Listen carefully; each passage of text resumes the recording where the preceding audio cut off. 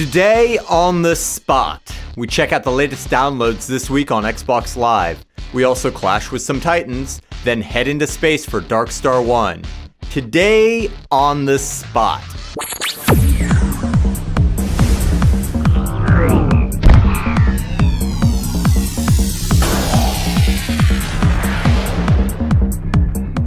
Hey there everybody, welcome to Today on the Spot for Thursday, July 1st, 2010. I am your host, Sean McGinnis. Joining me in the co-hosting chair is Sophia Tong. Now, Sophia, I'm going to get to this right away. I wish we could have like a normal, casual, everyday conversation, but that is really difficult right now because I'm very distracted by this Toronto Maple Leaf sweater that you've got on. It's Canada Day. I'm just trying to find something that was Canadian in the office and then wear it. What is a Canada Day? It's, what? Yeah. It's where we have, we celebrate the unification of the country and we have fireworks, people go out and party. Right. I saw a documentary once about how Canada used to be. I think it was called Mad Max. And What? It was back like people roved around like the barren wasteland and like scrap cars, like shooting guns at each other and like, is that like Canada Day is when it was finally unified and taken out of that, or what? I think you were misinformed. I may be a little bit misinformed. Regardless of how misinformed I am, we've got a great show coming up for you today. We've got some demos going on. We've also got some sweet t-shirts left over from E3 to give away. But as usual, we're going to kick it off with the latest headlines. Hey everyone, it's your GameSpot news update for Thursday, July 1st. I'm Tor Thorson. At E3 2010 earlier this month, Square Enix showed off its upcoming massively multiplayer role-playing game Final Fantasy XIV. Yesterday, the Japanese publisher dated the game, saying it would launch in North America on September 30th on the PC at a price point of $50. The PlayStation 3 version has not been given a release window beyond 2010, though it had been set for a simultaneous release with the PC edition. Final Fantasy fanatics willing to pay $25 extra will be able to access the game 8 days ahead of the masses via early access codes included in the $75 collector's edition of the game. However, Square Enix did add the caveat that timing of access is subject to initial server capacity. In other news, Blizzard has been sending out invitations to try World of Warcraft's upcoming expansion, Cataclysm. Select individuals who opt in to playtest the add-on via their Battle.net accounts are now receiving invitations, and Blizzard says it will add more week by week. Those interested in getting in on the action can create a beta profile in their beta profile settings on Battle.net and hope for the best. Cataclysm is World of Warcraft's third expansion following 2007's The Burning Crusade and the following year's Wrath of the Lich King. The new add-on, available as both a box retailer product and as a download, is due out by the end of 2010. It brings new zones, ups the level cap to 85, and adds the Goblin and Worgen races to the popular MMORPG. Well, that's it, your GameSpot news update for Thursday, July 1st. For more headlines, head over to news.gamespot.com. Well, it's a Thursday, everybody, and you know what that means. It's time for This Week on Xbox Live. This week on Xbox Live. In Arcade, we have some new games and some old favorites. In Ancients of Ooga, the creators of Clone & Clyde bring you a new epic adventure. Eat, chant, dance, and even puke your way through the highly comical primeval land of Ooga.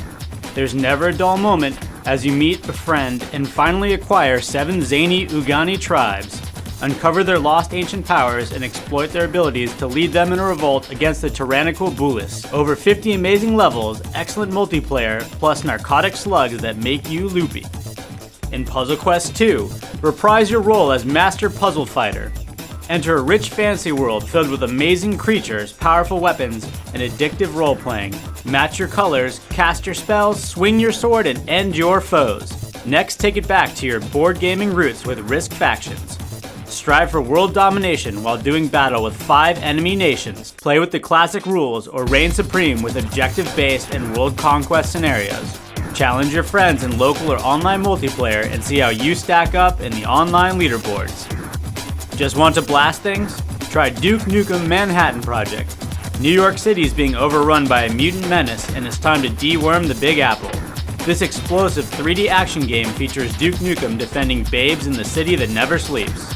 Battle the forces of the evil mech morphics across 24 levels from Chinatown to outer space. As usual, Duke Nukem finds himself with a supersized collection of weapons and fresh out of bubblegum. Next up, in Games on Demand, check out Command & Conquer 3. Control massive armies as one of the 3 rival factions in Command & Conquer 3 Tiberium Wars.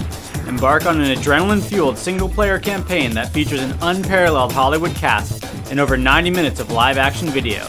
Take your forces online on Xbox Live for devastating multiplayer battles with 5 exclusive modes and Xbox Live Vision support. Fight the epic war over the planet Tiberium. When you're done being a general, be a lady with Tomb Raider Underworld. Hunt for the mythical resting place of King Arthur while traveling to exotic locations above and below the sea. Take on Lara Croft's enemies, solve puzzles, and fight supernatural foes. Leap, swim, drive, and shoot your way through ancient archaeology, and watch out for that octopus. Feeling experimental? This week sees the release of a host of indie games, including Nightmare. Enter the first creation from the minds of Bad Apps Games, where the key to survival lies behind a simple door. Take on brain-twisting worlds, but mind the gap. Next, take a look at Paradox, a game that pits your wits against the cosmos. Match blocks together as they funnel into a time-space rift. The higher your score gets, the harder the game becomes. Play across 3 different modes and hone your skills to become a true Paradox champion. When you're done with Paradox, check out Tester Phase 1. Make full use of your shoot and reflect skills to become a starfighter ace. This classic vertical scrolling space game will take you back to your arcade roots. Next is Bloody Death. Survive an axe-wielding murderer by completing quick-time sequences. Miss a button, you get the axe. This game combines gritty camcorder footage with survival horror gaming. Tired of testing your bravery? Test your brains in Quizpocalypse. Quizpocalypse is a quiz game with zombies. Choose Lick and Lou, Zealous Zoe, Billy the Brain, or Friendly Frank and compete for massive amounts of delicious brains. Continue the zombie action with United States of Zombieland. In this top-down shooter, you play a man who just really hates zombies and who really loves to shoot them. Survive waves of the undead just because you can. Rock out to the Kill Zombie theme song as you blaze your way to undead glory. Next up is Paquito Lost in Space. Help Paquito to clean up the galaxy. Pick up all the garbage by using the right tool. 15 levels of trash in space will test your cleaning skills to the max. In Biz School Twisted Ed, you'll do the exact opposite while becoming a rich tycoon. Attend the future Robber Barons University and make money. Lots and lots of money. In this game, it doesn't matter how you do it or who you step on to get it. Finally in indie games, check out Pawnage of Empires. This simple real-time strategy shoot-'em-up lets you command starfleets or pilot individual ships on your way to galactic domination. Team up with your friends and play cooperatively or take them on in skirmish and micro-battle modes. In-game demos, Crackdown 2 enters the stage. Pacific City is no stranger to chaos, but this is total anarchy. As a new breed of agent, you are armed to the teeth and must bring peace and order back to the city. This demo features accelerated agent leveling, 4-player co-op, and the ability to earn achievements to be awarded once you play the full version of Crackdown 2. In-game add-ons. Refresh your Battlefield Bad Company 2 experience with Onslaught mode. Expanding the Battlefield Bad Company 2 online multiplayer experience, Onslaught mode delivers the first online co-op Battlefield action to the Xbox 360. Up to 4 players can team up and put their squad skills to the test, fighting against enemy land, sea, and air forces such as the new Mark V Spectat boat. Work together to secure and hold a series of capture points in the quickest time possible and compare your stats on the Onslaught leaderboards. Next, satisfy your musical craving with new tracks. Guitar Hero 5 brings the Pop 1 track pack and Fireflies by Owl City. Rock Band editions include This Afternoon, Rockstar, Photograph, Never Again, Figured You Out, and Burn It to the Ground. DJ Hero steps it up with the Dance Party Mix Pack. Finally, fighting fans should check out the Super Classic Pack for Super Street Fighter 4, and golf fans should get their hands on Wailea CC for Tiger Woods PGA Tour 11. That's all the time we have, folks. Check in next week for This Week on Xbox Live. So for all you Crackdown 2 fans who have already downloaded the demo, we're going to have more Crackdown 2 for you and are now playing this Friday. But first, let's check out our daily demo. Sean here is here to show us, was it Clash of the Titans? Clash of the Titans. I'll give you guys a little sneak peek at that Crackdown 2 now playing. It's going to involve a lot of me picking up a car and throwing it throwing it at civilians. So Are you it should going to be do fun. that in Clash of Titans too? I wish I could. I'll show you what this game is all about. So Clash of the Titans, the movie came out back in March. The game was delayed a bit. It's coming out at the end of July here in North America. It's actually already out in Europe right now. Really? It's funny how it's delayed here because I remember watching the movie. Actually, I hardly remember watching the movie by now. So here we go. It's based on the movie itself, and you play as a gentleman named Perseus, who is a Greek fellow, lives in a fishing village, and all of a sudden, some real awful Greek mythology-based monsters start popping up in your village. Zeus comes around, Hades comes around. It's real bad, it's real vicious, and things go sour in a hurry. So the fact that it's based on Greek mythology, you might assume that it's sort of similar to God of War, and in a couple ways it is. Yeah. I mean, it is a third-person action game, very, very combat-driven, but it's not, as Not as sort of flashy. like, it's not as epic and over-the-top as God of War. It's not as like bloodthirsty as God of War. What makes it sort of different is that you can see this giant hammer I've got here that looks like a velociraptor skull. This is called a sub-weapon, and that is a hammer that I actually stole from an enemy that I was fighting. It's quite a sub-weapon. Yeah, I would call it like the main weapon considering how big it is, but nevertheless it's called the sub-weapon. Here's a vicious demonic harpy that I'm about to go after in a moment. It's the lovely. enemy's very mythology based. It's very heavy on tutorials and text prompts that sort of tell you how the whole game works. Yeah, but basically the way these sub-weapons work is that most of the enemies in the game are weak against specific special weapons. Like your main weapon, the sword here, is only useful against, the real basic grunts. Okay. But other guys you've got to kill with the specialized weapons, like this mini boss over here. So what you've got to do is kill these special guys over here using a sub-weapon sequence, which is that right there, which Quick is sort time of events. like, yeah, it's kind of like a quick time event where if you successfully do the thing where the big circle goes into the little circle, The timing of you the ring. steal their weapon. These harpies don't have a weapon on them, but you can yank one of their wings off and then use the wing to perform the special like wind attack. So you can see, Ooh. booyah, right in your dumb belly, right harpy. in. So now I've got the feather. Feather. Yeah, so then what I do is I just pop into my, you can see these are all the potential sub-weapons that you get. And Interesting. so, yeah, I'm going to take my sweet leathery wing. It sounds awesome, doesn't it? Leathery. Wing. And I'm going to equip it in place of that rusty blade. Well, it's better than just like a fluffy, feathery wing. Yeah, if given a choice between a rusty blade and a sweet look at leathery wing, this. I'm taking leathery wing every time, baby. And so yeah, that's like the cyclone attack that I'm able to do with that leathery wing, which is pretty much, in my experience, I may be playing 100% incorrectly, but in my experience, that seems to be the only way to actually kill this mini boss here. So did you watch the movie at all? I did. I have to admit, I did not watch the new movie. I feel like I got a basic idea of how the plot functions. There's a Kraken, and Qui-Gon Jinn wants to release it. You mean Liam Neeson? And then maybe the rest of the movie is people are like, no, Qui-Gon, don't release the Kraken. He's all, I want to release that Kraken. That's just me, hypothesizing what it's about. Perseus is just like this little fisherman boy. Yeah. Oh, you like that, buddy? I stole your wing and then I stabbed you. Oh. And now I got your sweet wing. And so what you also do in the game is you steal like souls from them, and that blue gauge on the bottom there. The green one is your life, obviously. The blue one is your soul meter. Soul meter, and that's every time you use a sub-weapon attack, it uses up souls. So one of the ways to sort of Recharge it is you go up to these dudes and be like, yoink, I gobbled your souls, little Skeletor.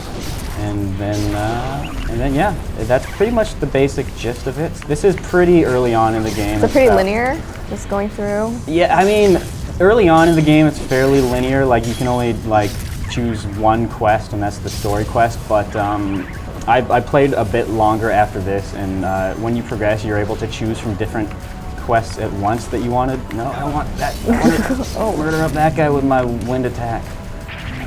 Where'd your leathery wing go? Oh no, I don't have enough souls. I need to kill one of these dudes, and I need to. Oh, actually, maybe I'll just Stab him. stab this dude, steal some of his souls. What up, homie? You didn't need those souls, man. did you? Because I'm about to take them. So any other fun weapons that you've come across other than leathery wings?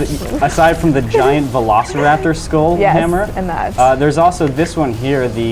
I'm not sure how to pronounce that. That guy there.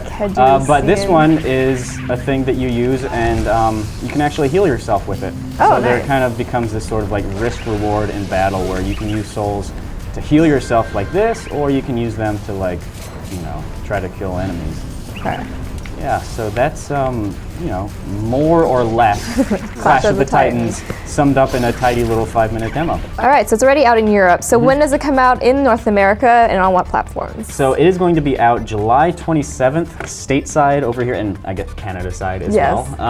And it is going to be out on Xbox 360 and PlayStation 3. All right, cool. Thanks for the demo. And thank you for joining me, Sophia. And that was it for the first demo that we've got. Well, we've got another one coming up right now, actually. This one is for DarkStar One, and with a little bit of Hollywood movie magic, Sophia is about to be replaced by Kevin Van Ord. That's right, Sean. I am Kevin Van Ord. Congratulations on figuring it out. I am, I'm a detective in my spare time. Anyways, Kevin, you're about to show us DarkStar One. What is this game all about? Well, Encyclopedia Brown, this game is sort of a space combat sim. Okay. It was released on PC a couple years ago. I was delighted to play it then, and it's coming on 360 this month. This month? Later this month. Okay. The 20th, I think. The 20th of July. Absolutely. 20 days after Canada Day. Doing some math. Yep. Yeah. So you've got it booted up right here. Let's just jump right into it. I do. Let's check out the game here. So it seems to be a space flight game. It is. This is very early on in the game. I just started playing today. You're playing as Chiron. Your father has made the ultimate sacrifice. But there's a problem, and of course there are baddies to fight. So I'm gonna fight some of these baddies right here.